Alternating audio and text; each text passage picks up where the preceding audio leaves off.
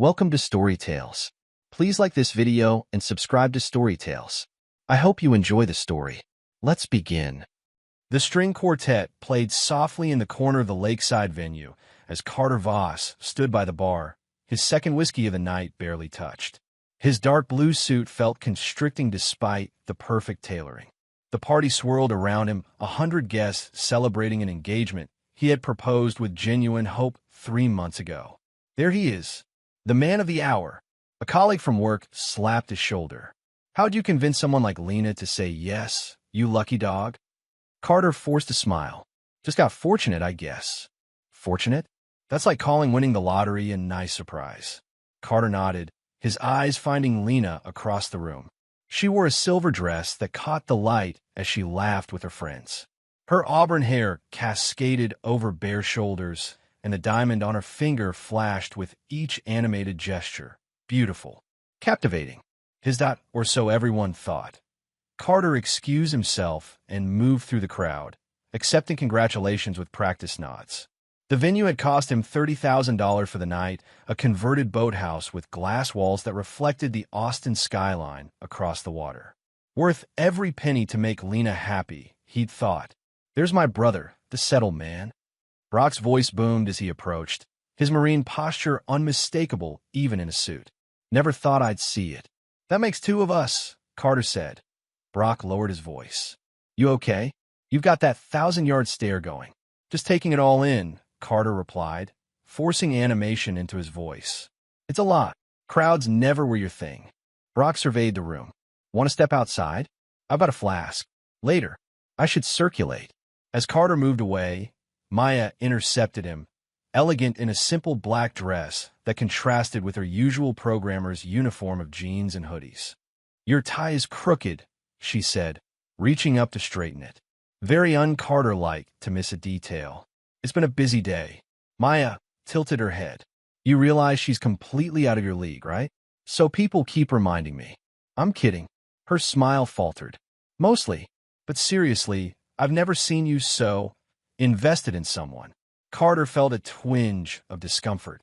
Maya had known him since they were 10, climbing trees and building computers together while other kids played sports. She could read him better than anyone except Brock. She makes me happy, he said, the practice line coming easily. Does she? Maya's dark eyes narrowed slightly. Because you don't look happy. You look like you're solving a particularly difficult coding problem. Before Carter could respond, a soft voice interrupted. Carter? Mom's looking for you. Something about toasts. Eliza stood beside them, Lena's younger sister looking uncomfortable in her bridesmaid's dress. Where Lena commanded attention, Eliza seemed to shrink from it. Her eyes, however, held the same intelligence as her sister's, perhaps more. Thanks, Eliza. I'll find her. Eliza lingered. The venue is amazing. You did a great job with everything. Lena had a vision. I just funded it. No. Eliza shook her head. The string quartet was your idea. So was the photo wall with pictures from your first date. Lena wanted a DJ and a selfie station. Carter was surprised she'd noticed. You have a good memory. I pay attention, she said simply, then slipped back into the crowd. The speeches went as expected. Rita Quaid gushing about how perfect they were together. Trent Walsh making inappropriate jokes about Carter's quiet nature and Lena's vivacity. Maya keeping it mercifully short. Carter spoke briefly, thanking everyone for coming and raising his glass to Lena, who beamed at him with practiced adoration. BY11. Carter needed air. He excused himself to retrieve something from his truck, grateful for the momentary escape from the noise and expectations. The night air was cool against his face as he walked across the parking lot, keys jingling in his hand. He was nearly to his vehicle when voices drifted from the venue's side balcony. Lena's laugh distinctive, musical floated down, followed by Trent's deeper tones. Carter paused, not intending to eavesdrop until he heard his own name. Carter's face when your mom started crying about gaining a son. Priceless. Trent's voice carried clearly in the night air. I know, Lena giggled. He actually believes all this garbage about soulmates. Carter froze, his hand on the truck door. So what's the timeline here? A female voice Carter didn't recognize. How long after the wedding? He's a stepping stone, Trent. Once the wedding's done, I'm done. Laughter cascaded from above. Wait, said the unknown woman. You're not even going to try? He's loaded and not bad-looking. Please, Lena scoffed. You've met him. He's boring. All work and programming and saving for the future. I need someone who lives, not someone who plans spreadsheets for vacation days. Does he at least fuck well? Trent asked, his voice slurring slightly. Competent, Lena sighed. Like everything else he does. Careful. Precise. Utterly forgettable. Hope he pays for a honeymoon, too. The woman cackled. Might as well get a trip to Bali out of it before the divorce. Already booked, Lena said smugly. 5-star everything. He thinks we're going to make memories to last a lifetime. Poor bastard. Trent's voice was almost sympathetic. Carter stood motionless, his face expressionless as voices and laughter continued above. He felt nothing. Not pain, not anger, not even surprise, just a strange, cold clarity that narrowed his vision to a singular point. He waited until they moved away from the balcony edge, then walked back to the venue with measured steps. For the rest of the night, he smiled, circulated, and played the role expected of him. No one noticed the difference. No one except Maya, who cornered him by the dessert table. What happened? She asked without preamble. What do you mean? You're different. Something changed in the last hour. Carter looked at her, considering for a moment whether to confide in her. Not yet. Not until he had a plan. Just tired, he said. It's been a long day. Maya clearly didn't believe him, but let it drop. Call me tomorrow. Sure. As the party wound down, Carter stood beside Lena, his arm around her waist as they thanked departing guests. Her body was warm against his side. She turned and kissed him, her lips tasting of champagne and deceit. Best night ever, she murmured against his mouth. Carter smiled. It's just the beginning.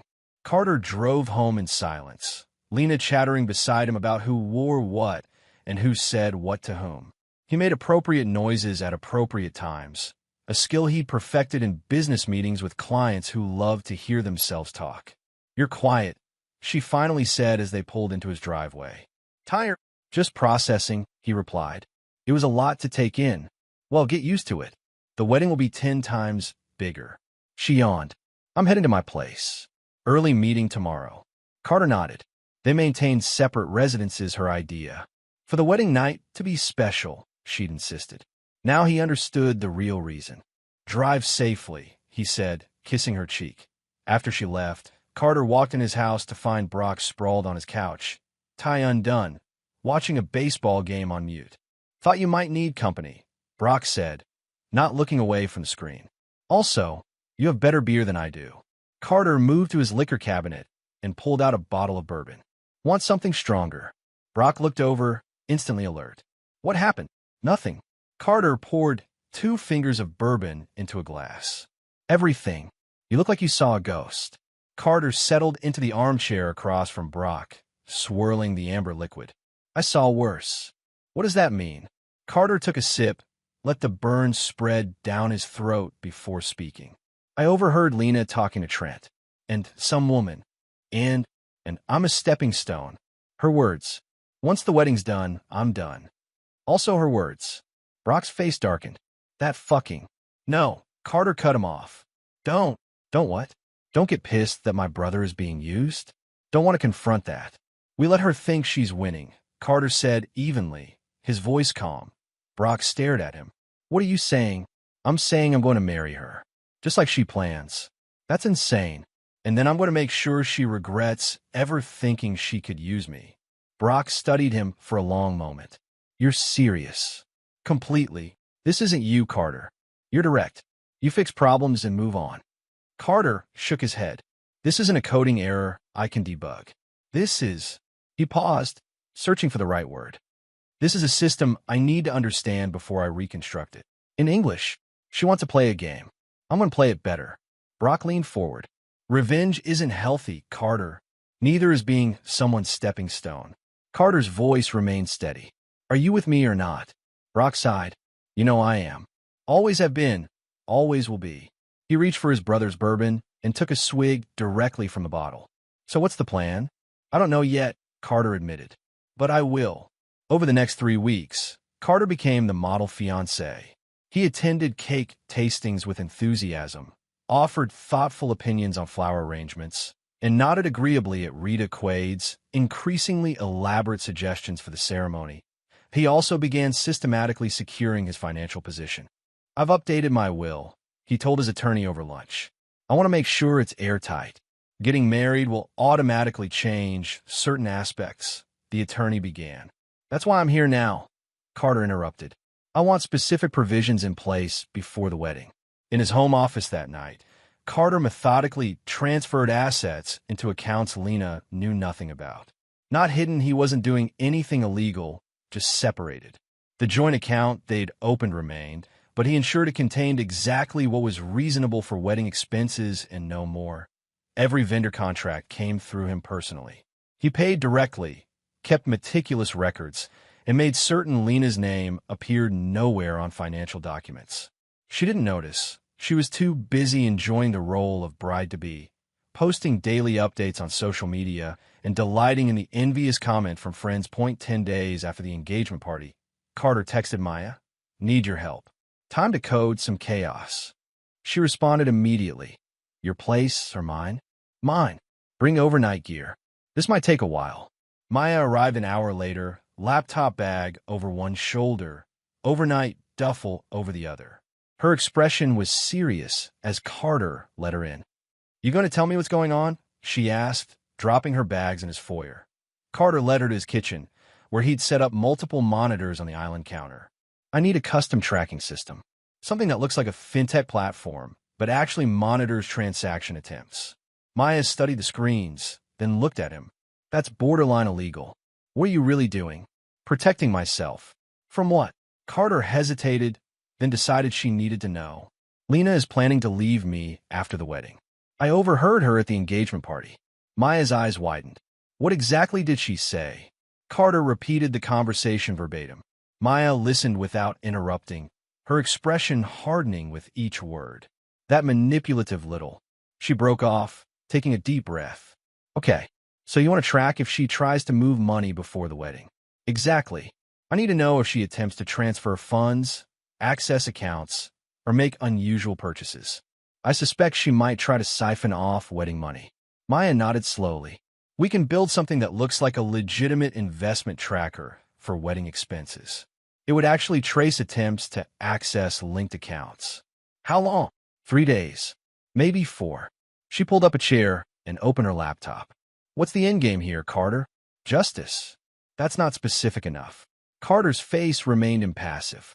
"I'm going to let her get all the way to the altar, and then I'm going to walk away." Maya studied him. "That's cold." "So is using someone as a stepping stone." For the next 4 days, they worked in tandem, breaking only for food and brief naps. The platform they created looked legitimate, a slick interface that tracked wedding expenses and investments. Behind the scenes, it monitored every digital move Lena made that connected to Carter's finances. On the 5th day, Carter's phone buzzed with a text from Eliza. "I think you know." "I'm sorry." He stared at it for a long moment before responding. "Then you know why I have to follow through." Her reply came quickly. "Be careful. She's not who you think. I know exactly who she is now." Maya glanced over at the exchange.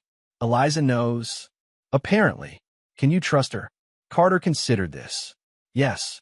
She's nothing like Lena." That evening, as Maya packed up her equipment, she paused. "This will make you feel better, you know." "I don't need to feel better," Carter replied. "I need to feel nothing for her. That's not how emotions work. It's how I work." Maya sighed. "Just don't lose yourself in this, Carter. Revenge has a way of changing people." "I'm counting on it." After Maya left, Carter sat alone at his kitchen island, staring at the platform they'd created. His phone buzzed with a text from Lena. "Miss you. Wedding planning is exhausting. Can't wait to be Mrs. Voss." Carter looked at the message for a long time before typing. "Miss you too. Everything will be perfect. I promise." He set the phone down and returned to his computer, fingers moving with mechanical precision across the keyboard as he finalized their creation. Outside his window, Austin's skyline glittered with promise and possibility, 1,000 lights in the darkness. Carter felt nothing as he worked into the night. his face illuminated by the blue glow of the screen, mapping out the details of his most important project yet. The Hawthorne has agreed to our date change, Carter told Lena over breakfast at her favorite cafe. They had a cancellation for the 15th. Lena nearly spilled her mimosa. That's only 8 weeks away. Can we pull it together that fast? I've already spoken to the florist, the caterer, and the photographer. Carter sipped his coffee. They can all accommodate the new date. It might mean some rush fees, but I've got it covered. You're amazing. Lena leaned across the table to kiss him. Most guys would be freaking out about moving up a wedding. I'm not most guys. Carter smiled. I'm efficient. That you are. She scrolled through her phone. I'll need to tell everyone. My dress fitting will have to be moved up. Already called them. Next Tuesday at 2. Lena blinked in surprise. You've thought of everything. I try.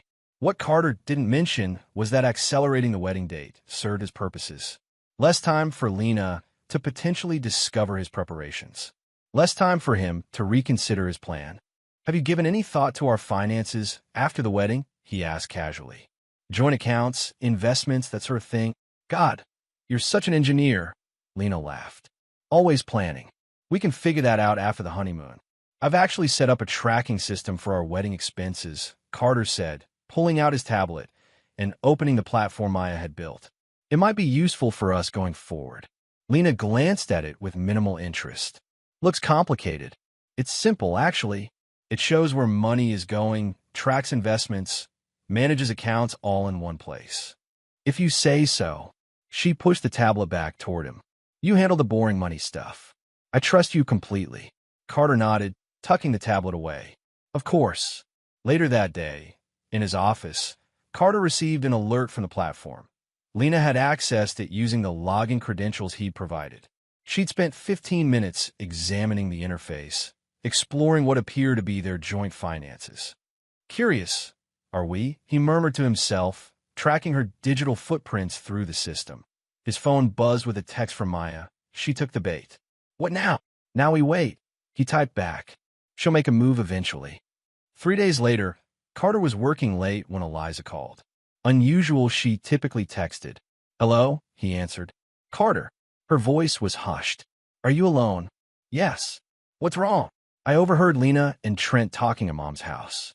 About you. Carter's fingers stopped moving across his keyboard. What did they say?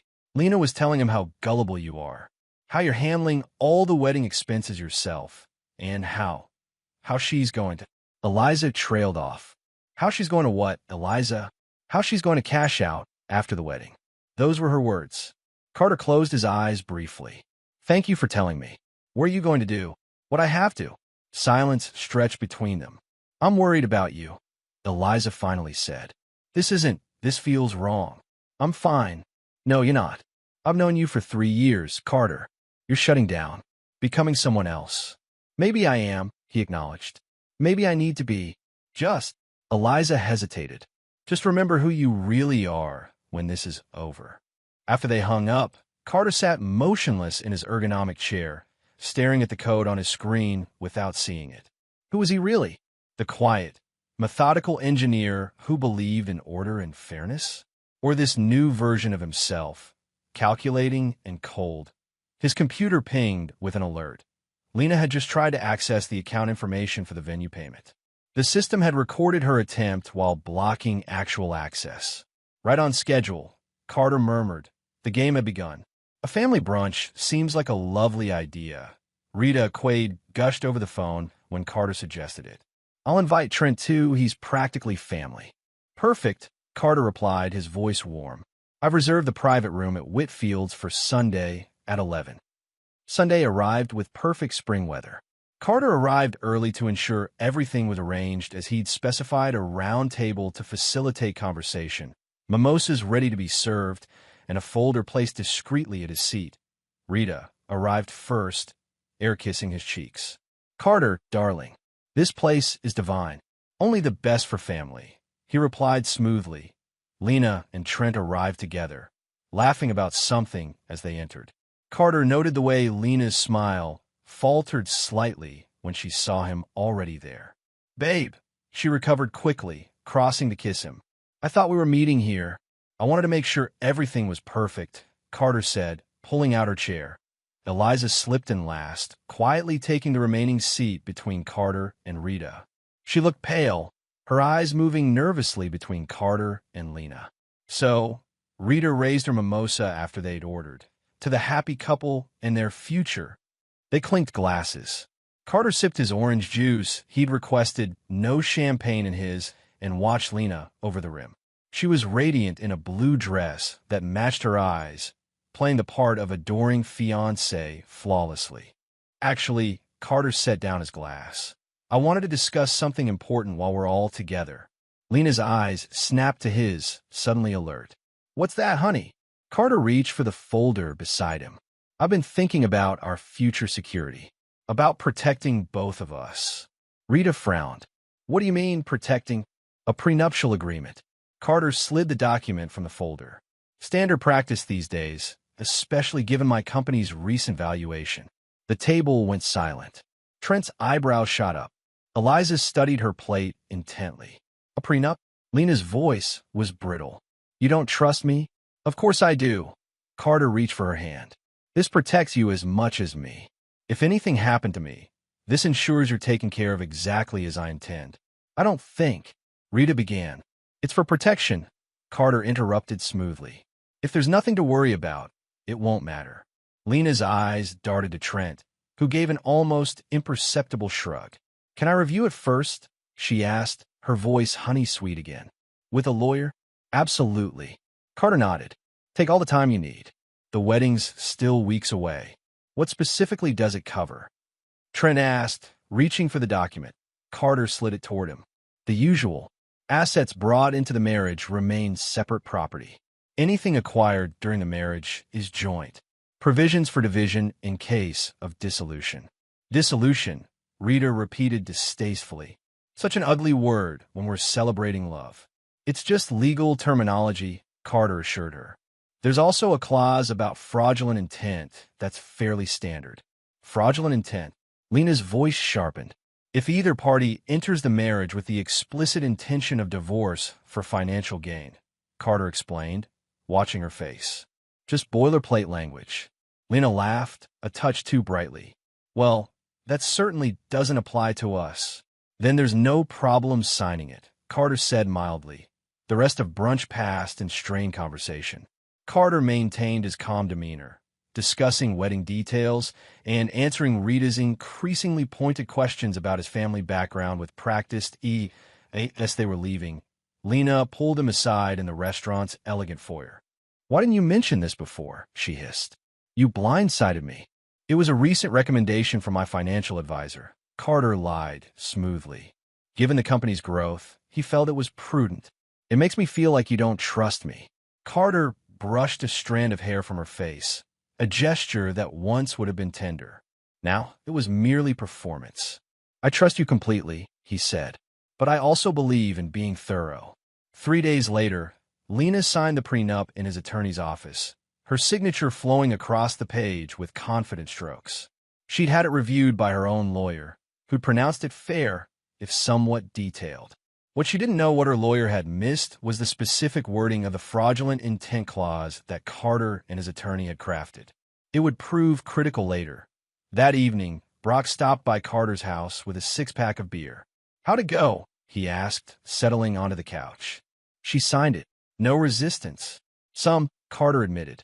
But she wants the wedding more than she fears the prenup. Brock studied his brother. You know, if this works, if you expose her, it's not going to feel the way you think. What do you mean? Revenge isn't satisfying. It's hollow. Carter opened his beer. I'm not looking for satisfaction. Then what are you looking for? Justice. Brock shook his head. This isn't justice, Carter. It's punishment. Same thing. No, it's not. And it's changing you. Brock leaned forward. You've always been reserved, but now you're cold. Calculating. I was never warm to begin with, Carter replied. Bullshit. Brock's voice hardened. I raised you after Mom and Dad died. I know exactly who you are. And this isn't you. Carter stared at his beer bottle, saying nothing. Just think about what happens after, Brock continued. When this is over, who will you be then? I'll be free, Carter said simply. Brock sighed. Free and alone aren't the same thing, little brother. After Brock left, Carter checked the monitoring system. Lena had made 3 attempts to access detailed information about his company holdings, information not included in the prenup.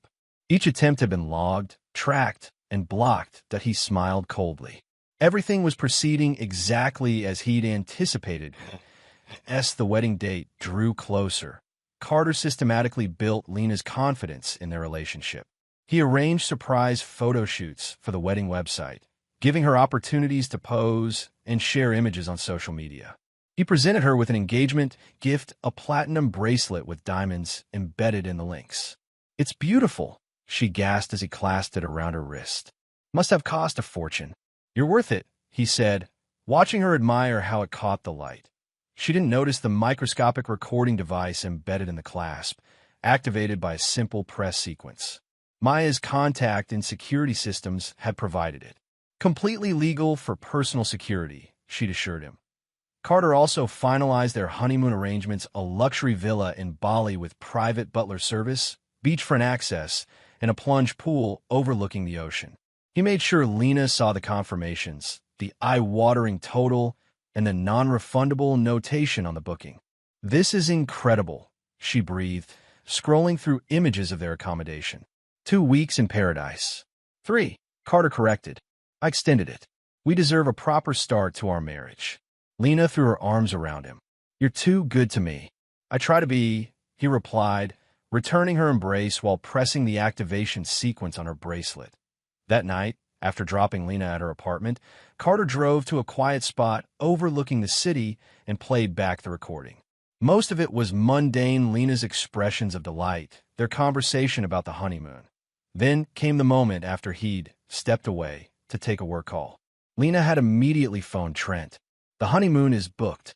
3 weeks in Bali, all expenses paid." "Nice work." Trent's voice came through clearly. "Is he still clueless?" "Completely. Signed the prenup too, just like we discussed." "Any red flags?" "Nothing. He's so trusting it's almost sad." A pause, then, 10 more days and I'll be free. And significantly wealthier." Trent laughed. "You sure this is legal?" "Perfectly. The prenup protects assets brought into the marriage. It says nothing about gifts received before the wedding." Carter listened to the recording twice more, his face expressionless. She was planning something specific, something that would circumvent the prenup. He needed to identify what. The next morning, he received a call from an unknown number. It was the jeweler where he'd purchased Lena's engagement ring. "Mr. Voss? I'm calling to confirm you authorized Ms. Quaid to select additional pieces to complement her engagement ring." She mentioned a wedding day gift. Carter's fingers tightened on his phone. "What pieces specifically?" "A matching tennis bracelet and earrings." "Quite stunning, though rather substantial. The total comes to just under $70,000. "I see." Carter kept his voice even. "And Ms. Quaid said I'd authorize this." "Yes, sir. She has an appointment to finalize the selection tomorrow." "I appreciate the call," Carter said. "Please proceed with the appointment, but I'll stop by personally today to discuss payment options." He hung up and immediately checked the monitoring system. Sure enough, there was an attempted access to his investment account, the one Lena believed contained their wedding fund from her IP address the previous evening. "Gifts," Carter murmured. "Clever. The prenup wouldn't apply to gifts given before marriage." She was planning to accumulate valuable items she could later sell or keep after leaving him. That evening, a knock at his door surprised him. It was Eliza, her face streaked with tears. "I can't do this anymore," she said as he let her in. "I can't watch this happen." "What specifically?" Carter asked, closing the door behind her. "All of it. The lies. The manipulation." Eliza paced his living room. "She's my sister, but what she's doing to you is wrong." "I know what she's doing." Eliza stopped pacing. "Do you? Do you know about the jewelry? The arrangements with Trent? The plan to—" "Yes," Carter interrupted. "I know everything." Eliza stared at him. "Then why are you still going through with the wedding?" "Because it needs to end on my terms, not hers." "By publicly humiliating her? That's your plan, isn't it? To expose her somehow?" Carter said nothing, which was answer enough. "This will destroy both of you," Eliza said quietly. "Not just her. You too." "I need to finish what I started," Carter replied. "What?" Eliza stepped closer. Why not just end it now? Walk away. Because that's what she expects. What she wants. A quiet end she can spin however she likes. Eliza studied him, her eyes sad. You've changed. Yes. She moved closer, putting her hand on his arm. This path will destroy you, not her.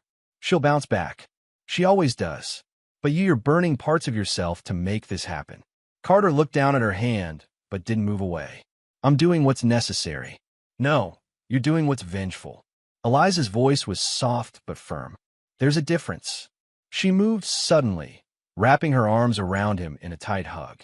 Carter stood stiffly, not returning the embrace. Just remember, there are people who care about the real you, she whispered. The person you were before all this. Eliza pulled back, her eyes searching his face. Then she rose on tiptoes and pressed a gentle kiss to his cheek before turning to leave. Eliza, Carter called as she reached the door. She paused, looking back. Thank you, he said simply, for caring. After she left, Carter returned to his computer, but found himself unable to focus. Eliza's words echoed in his mind. Was he destroying himself in pursuit of justice? Could he return to his former self? When this was over, did he even want to? His phone buzzed with a text from Maya. System picked up another attempt. She tried to access your stock portfolio. Carter texted back. Block it, but make it look like a technical error. Already done. How much longer is this game going to continue? Carter looked at the calendar on his wall. The wedding date circled in red. 9 days, he replied. Just 9 more days. Carter stood in the groom's suite at the Hawthorne, staring at his reflection as he straightened his tie for the 3rd time. The charcoal suit was perfectly tailored, the white rose boutonniere precisely positioned. He looked exactly as a groom should on his wedding day, except for his eyes. They remained cold, focused, calculating. Last chance to back out, Brock said from behind him, already dressed in his best man's attire. We could be at a bar in 20 minutes. We're seeing this through, Carter replied, adjusting his cufflinks platinum, matching the bracelet he'd given Lena. A complete set. How appropriate. You sure about this? Brock pressed. Absolutely certain? Carter turned to face his brother. I've never been more certain of anything. A knock at the door interrupted them. The wedding coordinator peeked in, all professional smiles and clipboard efficiency. We're ready when you are, Mr. Voss. Guests are seated. The string quartet is in position. Thank you. We'll be right out. As the coordinator left, Brock put his hand on Carter's shoulder. Once you do this, there's no taking it back. No undoing it. I know. And you're okay with that? With what people will think? What they'll say? Carter met his brother's concerned gaze. I stopped caring what people think the moment I heard Lena's true opinion of me. They walked together through the venue's back hallways, emerging into the main ceremony space from a side door. The room was stunning. White flowers cascaded from crystal vases, candles flickered in glass holders, and overhead, thousands of tiny lights created the illusion of stars against the vaulted ceiling. 200 guests turned to watch as Carter took his position at the altar. He recognized faces from work, friends from college, Lena's extended family in the front rows. Rita Quaid sat in the place of honor, dabbing at her eyes, already though the ceremony hadn't even begun. The string quartet transitioned to the processional music. The bridesmaids began their measured walk. Lena's cousins first, then friends, then Maya as a bridesmaid rather than groomsmen at Lena's insistence. Last came Eliza as maid of honor, her eyes finding Carter's with a silent plea he chose to ignore. Then the music changed, and the guests rose as Lena appeared in the doorway on her uncle's arm. She was, objectively, breathtaking. Her gown was a masterpiece of lace and crystal, the train extending 6 feet behind her. The veil covered her face but couldn't hide her radiant smile as she began her processional walk. Carter watched her approach, his expression composed and appropriate. Anyone looking would see a groom moved by the beauty of his bride. Only those who knew him best, Brock beside him, Maya in the bridesmaid line, Eliza opposite, might recognize the utter absence of emotion in his eyes. When Lena reached him, her uncle placed her hand in Carter's with the traditional words of giving the bride away. Her fingers trembled slightly in his grip. You look amazing, he murmured, just loud enough for those nearest to hear. "So do you," she whispered back through her veil. They turned together to face the officiant, an older man with a resonant voice who welcomed the guests and began speaking about the sanctity of marriage, the commitment being made, the journey beginning today. Carter let the words wash over him, focusing instead on the weight of Lena's hand in his, the faces of the guests, the position of the technician he'd hired at the back of the room. The officiant concluded his opening remarks and smiled at them both. "Before we proceed to the vows, Carter is asked to share something special with Lena and all of you." A murmur of surprise rippled through the audience. This wasn't on the program. Carter turned to face the guests, still holding Lena's hand. "Thank you all for being here today," he began, his voice clear and steady. "Before Lena and I exchange our vows, I wanted to share something that captures the essence of our relationship." He nodded toward the back of the room. "I've prepared a short video." Lena's hand tensed in his. "A video? You didn't mention." "It's a surprise," Carter said softly as a screen descended from the ceiling.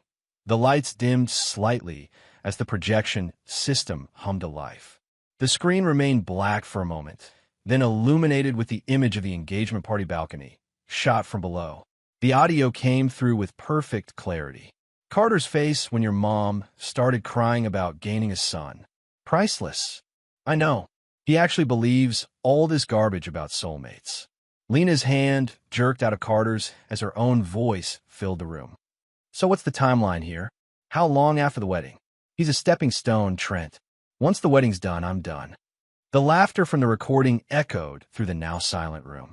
Guests shifted uncomfortably as the conversation continued. Every derisive comment about Carter, every calculation about his money, every plan for after the divorce playing out in excruciating detail. Does he at least fuck well? Competent, like everything else he does. Careful, precise, utterly forgettable. Hope he pays for a honeymoon too. Might as well get a trip to Bali out of it before the divorce. Already booked. 5-star everything. He thinks we're going to make memories to last a lifetime. Poor bastard. The video continued with other recordings. Lena, with Trent discussing the jewelry she was accumulating, conversations with Rita about how to maximize what she could extract before leaving, phone calls planning her post-Carter future. When it finally ended, the silence in the room was absolute. Carter turned to look at Lena, whose face had drained of all color behind her veil. "You," she began, her voice strangled. "I believe that covers everything," Carter said calmly. "I think we could dispense with the vows."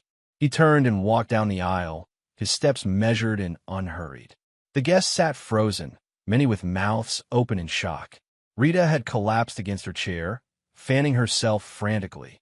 Trent was already backing toward a side exit. A.S. Carter reached the doors at the rear of the venue. Lena found her voice. "Carter," she screamed. "Get back here. You can't do this." He paused, turned slightly. "I just did." And then he was gone, walking through the lobby and out into the bright afternoon sunlight, leaving chaos erupting behind him. Brock was waiting by Carter's car in the parking lot, having slipped out a side door during the commotion. "You good?" he asked as Carter approached. "Better than I've ever been." They got into the car, without looking back at the venue, where raised voices could now be heard even from the parking lot. Carter started the engine and pulled away smoothly, neither rushing nor dawdling. "That was..." Brock searched for words.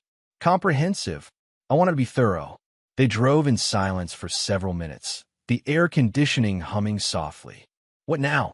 Brock finally asked. "Now I go home, change, and get back to work on Monday as if nothing happened." "That's simple." Carter glanced at his brother. "That's simple. And if she comes after you?" "She'll try. The prenup has a confidentiality clause she's now violated. The recordings were all legal single-party consent, is all that's required in Texas. And I've documented every attempt she made to access accounts and divert funds." Brock shook his head slowly. "You really did think of everything." "I had to." When they arrived at Carter's house, Brock declined the invitation to come inside. "I think you need some time alone," he said, "to process." "I'm fine." "No, you're not. But you'll be eventually." Brock clasped his shoulder. "Call me tomorrow." "I will." Inside, Carter methodically removed his wedding attire, hanging the suit carefully in his closet despite knowing he would never wear it again. He showered, dressed in jeans and a t-shirt, and went to his home office to check the monitoring system. As expected, Lena had made 17 attempts to access various accounts in the 3 hours since the wedding implosion. Each one had been recorded, blocked, and logged. His phone had 37 missed calls and 22 text messages. Most from Lena, some from Rita, a few from wedding guests expressing various degrees of shock, sympathy, or morbid curiosity. One from Maya, "It's done. Now heal." And one from Eliza, "She's losing it. Please answer." Carter set the phone aside without responding to any of them. That evening, as he was making a simple dinner, his security system alerted him to someone at his gate. The camera showed Lena's car with her pounding on the intercom. "Carter, I know you're in there. We need to talk." He watched the monitor without responding. After 10 minutes of shouting and honking, she gave up and drove away. What Carter didn't know was that Maya was parked across the street, recording the entire incident. Evidence for later, if needed. The next day brought legal threats. Rita had engaged an attorney who sent a demand letter claiming defamation, intentional infliction of emotional distress, and breach of contract regarding the wedding. Carter forwarded it to his own attorney. Without comment. 3 days after the wedding, Eliza appeared at his office. His assistant, clearly uncomfortable, showed her in. "You're not answering any calls," Eliza said without preamble. "I've been busy." She looked around his office, minimalist, organized, spotless. "I can see that. What do you want, Eliza?" "To make sure you're okay." She sat in the chair opposite his desk without being invited. "And to tell you what's happening." "I don't need updates." "Yes, you do." She leaned forward. "Lena is falling apart. Not in the way you might expect, not sad or heartbroken. She's furious. Vengeful. I anticipated that. She's telling people you manipulated the recordings. That you set her up." Carter opened a drawer and removed a flash drive, sliding it across the desk. "Here are the originals. Unedited. With timestamps and verification codes." Eliza didn't touch it. "I don't need proof. I know what she is." She studied him. "What I don't know is what you've become. I'm exactly who I've always been. Just less naive." "No. The Carter I knew would never have orchestrated something so cold. The Carter you knew was a fiction." Eliza stood. "I don't believe that." "Believe what you want." She moved toward the door, then paused. "For what it's worth, I'm sorry. For all of it. For not warning you sooner. For not stopping her somehow. It's not your responsibility. She's my sister. And that's why you couldn't have stopped her," Carter said, his voice softening slightly for the first time. "Family loyalty is powerful." Eliza looked back at him. "Yes, it is. Remember that when Brock or Maya try to help you through this." After she left, Carter returned to his work, focusing on code rather than emotions. Numbers, algorithms, systems, these made sense. These could be predicted, controlled, optimized. Unlike people. That night, he received a text from an unknown number. It was Trent. "She's coming for you. Watch your back." Carter saved the number without responding. 3 weeks after the wedding, that wasn't. Carter sat across from his attorney in a conference room as Lena and her legal team presented their case for emotional damages. "My client has suffered severe emotional distress, public humiliation, and professional consequences due to Mr. Voss's calculated and malicious actions," her attorney argued. The recordings were selectively edited to present Ms. Quaid in the worst possible light. Carter remained silent, letting his attorney handle the response. "We have the complete, unedited recordings available for the court's review," his lawyer countered. "Furthermore, we have documented evidence of Ms. Quaid's attempts to access Mr. Voss's accounts without authorization, her misrepresentation to vendors regarding his authorization for purchases, and her explicit statement of intent to defraud." "Alleged statements," Lena's attorney corrected. "Recorded statements," Carter's lawyer replied, sliding a folder across the table. "Along with GPS data from the bracelet Mr. Voss gave Ms. Quaid as an engagement gift." Lena's hand unconsciously went to her wrist, though the bracelet was no longer there. "GPS data?" her attorney echoed, confused. The bracelet contained a security device that tracked Ms. Quaid's location. Completely legal when given with the express purpose of personal security, which Mr. Voss explained when presenting it. Lena paled. He never said. The records show you visited the office of Jason Merritt 3 times in the weeks before the wedding. Carter's attorney continued. Mr. Merritt, as I'm sure you're aware, was recently indicted for helping clients hide assets in divorce proceedings. That's circumstantial at best, Lena's attorney sputtered. Perhaps. But combined with the fintech platform tracking showing Ms. Quaid's attempts to access and transfer funds from accounts she had no authorization to access, it creates a compelling pattern of attempted fraud. Carter finally spoke, his voice calm. I didn't want to believe it either. Lena's eyes snapped to his, burning with hatred. You set me up. No, Lena. I just paid attention. The meeting ended with Lena's attorney requesting time to consult with his client.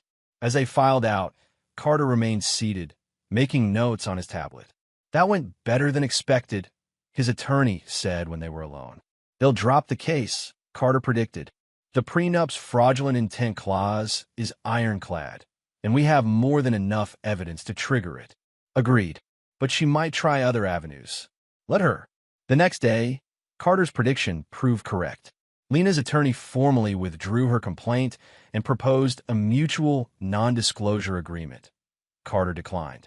I have nothing to hide, he told his lawyer, and nothing I need her to keep quiet about. What happened next was unexpected.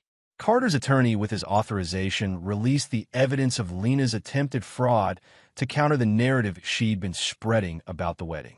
The GPS data showing her visits to Merritt, the recorded attempts to access accounts, the documented pattern of accumulating assets she planned to take post-wedding all became public record. The fallout was swift. Lena's reputation in Austin's social circles collapsed. The marketing firm where she worked placed her on leave, concerned about her access to client accounts. Trent, seeing the tide turn, publicly distanced himself from her. And Rita, in a final betrayal, gave an interview claiming she had been completely deceived by her daughter's manipulative behavior. Carter watched it unfold from a distance, neither participating in the gossip nor defending Lena from it. When asked about the situation, which happened frequently in the weeks that followed, he gave the same response. It's unfortunate. I wish things had been different. 5 weeks after the wedding day, Carter was working late at his office when Maya walked in without knocking. You're doing that thing again, she said, dropping into a chair. What thing? Hiding in work. Avoiding life. Carter saved the file he was working on and looked up. I'm not hiding. I'm being productive. Same difference. She tossed a newspaper onto his desk. Seen this? It was a society page featuring a photo of Lena boarding a plane. The headline reading, Jilted Bride Leaves Austin Amid Fraud Allegations. No, Carter said, pushing it away. And I don't need to. She's gone, Carter. Left town. Moved to Chicago, apparently. Good for her. Maya studied him. You don't care, do you? Not even a little. Should I? No. She was terrible. But I'm worried about what this has done to you. Carter leaned back in his chair. What do you mean? You won. Completely. Utterly. She's gone. Her reputation is destroyed, and you're vindicated. But you don't seem happy. You don't seem anything. I'm fine. No, you're functional. There's a difference. Maya leaned forward. When was the last time you did something just for enjoyment? Saw a movie? Had dinner with friends? Laughed. Carter considered this. I had beer with Brock on Sunday. And we watched the game. Did you enjoy it? He shrugged. The Cowboys lost. Maya sighed. That's my point. You're going through the motions, but there's no life in it. She stood and dropped a set of keys on his desk. I signed a lease on that new apartment overlooking the river. The one you were considering before everything. Carter looked at the keys. Why? Because you need a fresh start. New place, new perspective. She headed for the door. Move-in date is next week. I'll help you pack. After she left, Carter picked up the keys, turning them over in his hand. A new apartment. A clean slate. Was it that simple? His phone buzzed with a text from Brock. Beer and barbecue at my place tomorrow. No excuses. Maybe it could be that simple, at least as a start. Later that week, Carter visited Brock's auto shop. The familiar sounds and smells metal against metal. The acrid scent of motor oil, classic rock, playing over ancient speakers were comforting in their constancy. He found his brother bent over the engine of a vintage Mustang, cursing creatively at a stubborn part. "Need a hand?" Carter asked. Brock straightened, wiping his hands on a rag. "About time you showed up. Grab that wrench." They worked in companionable silence for a while. The physical labor a welcome change from Carter's usual mental exertion. "Heard from Eliza yesterday," Brock said casually as they paused for water.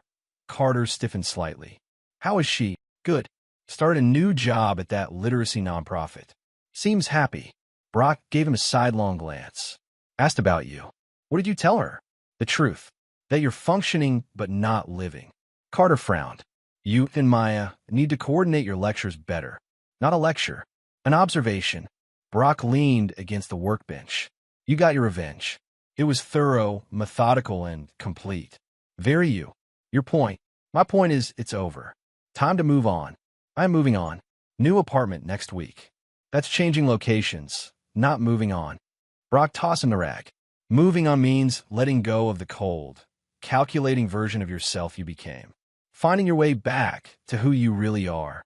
"And who is that exactly?" "The kid who used to take apart computers just to see how they worked. The teenager who helped neighborhood kids with math homework. The man who, up until Lena, believed in giving people the benefit of the doubt." Brock's voice softened. "The brother who's always had my back, even when I didn't deserve it." Carter looked away, suddenly uncomfortable with the conversation's direction. "The old Carter's still in there," Brock continued. "He's just buried under all that justified anger and hurt. Time to dig him out." That evening, as the sun set over Austin's skyline, Carter stood on his back deck with a beer, watching the fading light cast long shadows across his yard. The anger that had fueled him for months had gradually transformed into a cold emptiness that was neither satisfaction nor regret, just absence. He pulled out his phone and scrolled to Eliza's last message. "She's losing it. Please answer." He hadn't responded then. Maybe now it was time. "I hear you've got a new job," he typed. "Congratulations." The reply came almost immediately. "Thanks. I hear you've got a new apartment." News travels fast. Small city. A pause, then, "How are you, really?" Carter considered the question, looking out at the deepening twilight. "I'm working on it." "That's a start." "Yes," he agreed, watching as the first stars appeared in the darkening sky. "I suppose it is." As night fell completely, Carter stood in the quiet of his backyard, feeling something shift inside him, not forgiveness, certainly, but perhaps the first step toward moving beyond the cold, calculating person he'd become in pursuit of justice. Some vows were meant to be broken, but others to himself, to the person he wanted to be, were worth keeping. He never forgave. He just never needed to.